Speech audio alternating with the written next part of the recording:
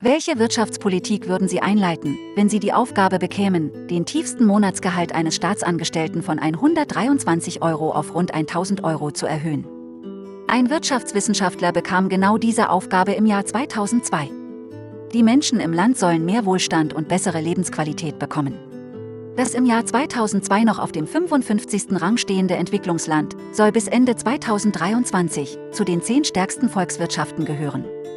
Das Land hatte seit 1990 über 10 Jahre aufeinanderfolgend eine Inflation zwischen 60 und 120% und im Jahr 2002 waren es noch immer über 70%. Der Leitzins der Zentralbank war im Jahr 2001 noch bei 100%. Die Stärke einer Volkswirtschaft wird am kaufkraftbereinigten BIP pro Kopf ermittelt. Bei der Übernahme der Aufgabe hatte das Entwicklungsland ein nominales BIP von 200 Milliarden Dollar pro Jahr. Die Staatsschulden betrugen damals über 75% des BIP. Wie sollten also die ersten Schritte aussehen, um das genannte Ziel bis 2023 zu erreichen? Man muss kein Wirtschaftsexperte sein, um zu erkennen, dass man zuerst durch Handel Gewinne aus Export anstreben muss. Also musste er zuerst einmal im Land Waren produzieren. Damals war der Exportgewinn dieses Landes bei rund 25 Milliarden Dollar pro Jahr, welches vorwiegend durch den Tourismus erwirtschaftet wurde. Wie kann man in einem Land also mehr produzieren? Man muss zuerst in die Veredelung von Rohstoffen investieren. Dafür braucht es Fabriken und diese müssen mit Straßen, Brücken und Flughäfen schneller erreichbar werden. Der Wirtschaftswissenschaftler musste vom Ausland Investoren finden, welche bereit wären, die Infrastruktur im Land aufzubauen. Denn Inländer und der Staat hatten damals keine finanziellen Mittel dafür. Um Geld günstig zu machen, musste zuerst der Leitzins drastisch gesenkt werden. Dann erst wurden Arbeitsplätze geschaffen und die Infrastruktur entstand, worauf auch das BIP zu wachsen begann. Dank dem Wachstum konnten aus den Gewinnen erstmals die Löhne real verbessert werden. Das führte zu höheren Preisen, was wir als Inflation wahrnehmen. Wo Löhne steigen, werden zwingend auch die Preise angehoben. Für das Ziel ist das die normale Entwicklung. Denn mit der Lohnpreisspirale werden die Preise den Löhnen wieder angepasst. Die Menschen bekamen mehr Wohlstand und Kaufkraft, denn jedes Jahr wurde der Lohn mehr als die Inflationsrate erhöht. Die Herausforderung für den Wirtschaftswissenschaftler war es, die jährliche Inflation möglichst stabil und tief zu halten. Aber nicht zu tief, damit der Wirtschaftskreislauf nicht abgebremst wird.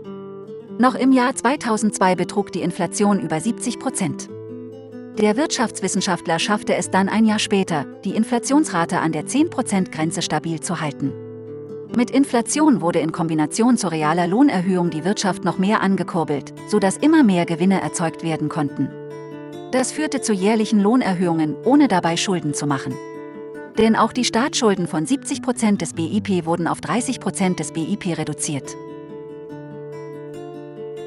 Wie konnte er die Schulden reduzieren, wenn doch im Land über 700 Infrastrukturprojekte im Gang sind, bestehend aus Brückenbau, Schienenausbau, Tunnelbau, Energieprojekte für Wasserkraftwerke, Solaranlagen, Windenergie und Abfallrückgewinnung?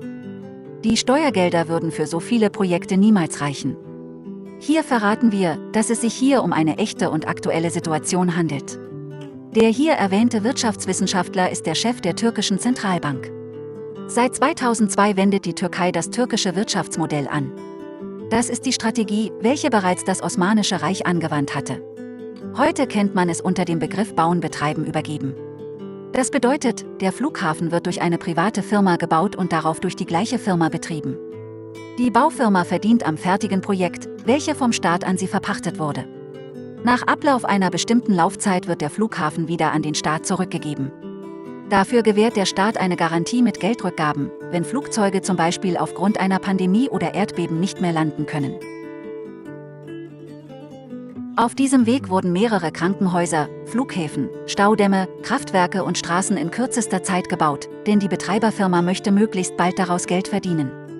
Mit dieser Strategie hatte es der Wirtschaftswissenschaftler geschafft, das Entwicklungsland in eine angesehene Volkswirtschaft der G20 zu verwandeln. Denn aus umgerechnet 123 Euro Lohn wurden innerhalb 20 Jahren rund 1000 Euro pro Monat, was eine erhebliche Steigerung von Wohlstand und Lebensqualität ist. Das war aber nur möglich, weil die Türkei seit 2002 stetiges Wachstum des BIP verzeichnet und 11 Quartale in Folge, auch aktuell wieder 4% im ersten Quartal 2023 gewachsen ist.